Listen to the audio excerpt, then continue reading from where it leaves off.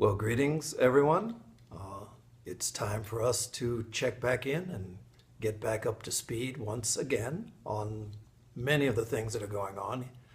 This time we'll be talking about things here at the Olcott campus in the U.S. and also, of course, things going on at Adyar. Here in the U.S., it really is one of the most lovely times of year, at least for me. Spring and fall are the two most beautiful times. Spring has finally come. The trees that were completely barren, looked as if they would never bloom again, have burst into bloom, and everything is really, really quite lovely right now.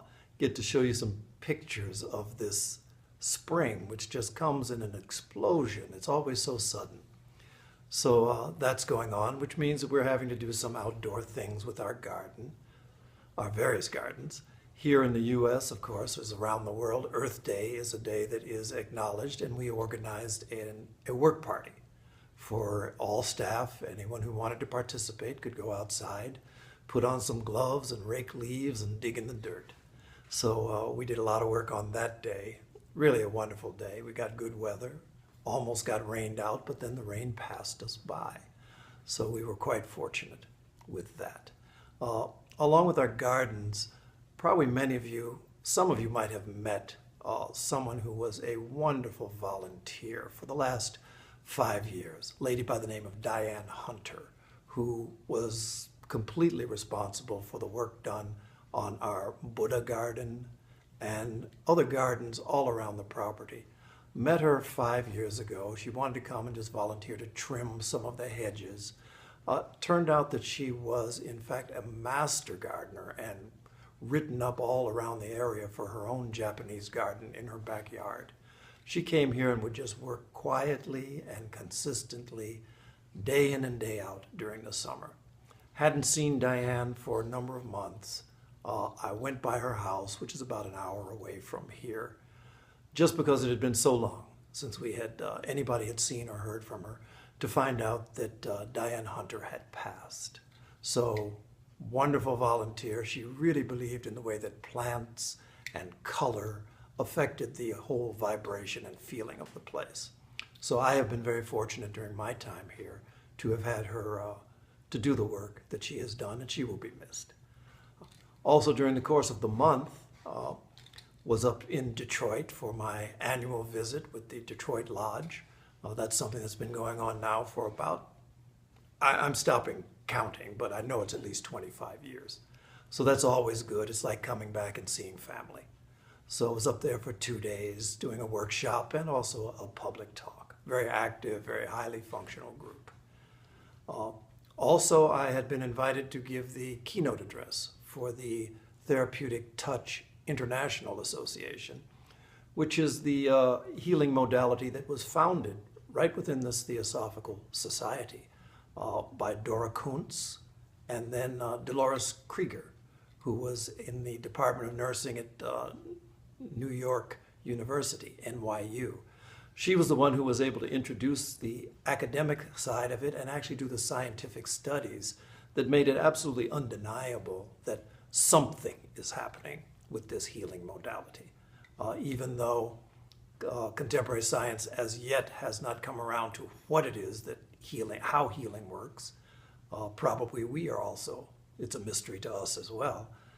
But the fact that it does work is something that has been confirmed in test after test and scientific study after scientific study. So at this point, it's something that is taught in nursing schools. I think it's in 80 countries around the world. And so the International Congress had people from Turkey, Rwanda, Italy, Spain, Canada, a number of countries from around the world. Lovely occasion for me because, of course, Dora Kuntz was out here at Olcott for 12 years. And during that time, I had 12 years to be closely exposed to her, who she is as a person, her teachings, and also to the therapeutic touch work. So that was something that was really quite an enjoyable experience for me. And also to meet with Dolores Krieger, who is 95 years old. and just as sharp and insightful as you could ever imagine. So anyway, some images of that. So as always, I do hope you enjoy. Well, spring has arrived finally at our Olcott campus here in Illinois, and it's always such a wonderful time of year. It's so sudden and so explosive almost. Things go from completely bare branches to an explosion of growth, greenery, flowers, and year after year, it's just such a beautiful time, such a beautiful place to be. This year, we saw a beautiful thing. This plant, within 1 week, turned into this plant. And the flowers within it are ready to bloom now within the next week. This little tightly wound purple bud on the tree turned into this one within 1 day's time. And then within a week's time, they were starting to turn to the green leaves that will fill the tree for the rest of the summer. What it means at our campus is that the gardens become prepared. So the Prairie School kids were out working in their gardens, led by Liz Wesley, who is a master gardener and has worked with the children to the point they just love it. So they would be out digging the ground, preparing the soil for the crops that they're going to plant over the course of the summer. And always they have a really abundant harvest that they get from their small patch of ground in the gardens that we have there on our campus. They do a great job, and the kids have come to love it. It's also a time when more and more of the kids are outside, so you get a chance to just spend time with them, just being a nut. My wife Lily always works with the kids, and in their most recent field notes for the school, they said Miss Lily strikes again, which is what the kids always say when she brings them sweets and things like that. For on our own campus, Mark Remick led us in a day of work party on the campus to try and just clean up some of the things that had happened during the course of the winter. Found some nice duck eggs that had been laying underneath one of the bushes. It was a chance for us just to get together and do some real physical work. Yours truly. I miss doing this sort of thing. So the Buddha shrine, which our own Diane Hunter put in, she has recently passed, so we're going to dedicate this shrine to her. At Adyar, we're still taking away wood from December's cyclone, the 27th truckload. The ambassador from Afghanistan visited us and enjoyed his time at the place. Our editorial office has moved to new quarters, really quite nice quarters, and so they had a celebratory puja for the staff as they moved in. Big thing we're doing there now is our Besant Memorial Animal Dispensary has really taken on new life. We have a whole group of volunteers, very active young people who have come in to clean it up, and they had a volunteers day at which 60 people showed up to clean the dogs, to de-flea them, de-tick them, and to give dogs the injections for rabies, which many of them just don't have. So this is something that's going to be ongoing. Our Adyar campus has a lot of wildlife, including snakes and jackals. Most people think jackal, and if you haven't been exposed to it, you think it's some huge hyena-ish animal. Actually, a jackal is really much like a fox.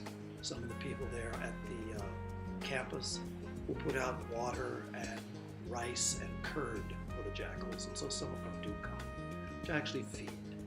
And so this film was caught of these wild animals, actually wild in an urban setting. And for about the 25th year in a row, I traveled up to the Detroit area to the Theosophical Society to meet with the group, had a meal together, and then had a chance to speak. Mary Jo Kokachak is the current president, a longtime Theosophical member with time in Crotona and elsewhere. So it's 2 days, generally, an evening public talk, and then a Saturday morning workshop that we do. This time we wanted to focus on healing and the healing arts. Also, while I was there, I had a chance to visit with the establishment of Jewel Heart that was established by recently deceased Gilek Rinpoche, a longtime teacher and friend who established a wonderful, he was an authentic teacher of Tibetan Buddhism, who established a wonderful center in the Detroit area that goes on after his passing. Gelik Rinpoche will be missed by many, many people. I've been invited to be the keynote speaker at the Therapeutic Touch International Association's international conference that is being held here in the Chicago area. So I met with some of their board of directors. Dolores Krieger, one of the founders, along with Dora Kuntz, of the Therapeutic Touch method, one of the ones who was able to get it into really the nursing schools around the world and 80 countries around the world, was there. Dolores is 95 years old now, and she's just as sharp and as brilliant as you could imagine. Leonie Van Gelder, who is actually Dora Kuntz's grandniece, was there, and a number of other people. Deepening our practice as compassionate healers was the topic. Marilyn Johnson, the representative here in Illinois, and Janet Weir is one of our Quest authors. So I had a chance to speak to them. For me, it was very pleasant, because to talk about the foundations of the movement, about Dora Kuntz's involvement, also about Dolores Krieger. I had a wonderful chance to just chat with Dolores about not just memories, but visions for the future of this therapeutic touch movement. And she's also a long-time Theosophical Society member. As I found out, were many of the actual nurses who are the healers, which is composed of many nurses who are involved in this movement. So got a chance to talk with many of them, and actually to sit down and hear Dolores talk about compassion as the key ingredient in this therapeutic touch method. And also a little about the history of Dolores and Dora founding this movement. It actually started at our Pumpkin Hollow farm as the first Nurses Invitational. Dora was the one who developed the technique. She had been with C.W. Leadbeater as a young girl. She's written many books, many of which you all are all familiar with. So I want to close with Dora speaking about therapeutic touch. I think the most important thing for the healer to learn is, and this is the new viewpoint which we developed in therapeutic touch, that we can project upon another person an energy which we can call the healing energy. I suppose the most important is to have a direct feeling of compassion towards a person, because finally the driving motivation must be that of compassion.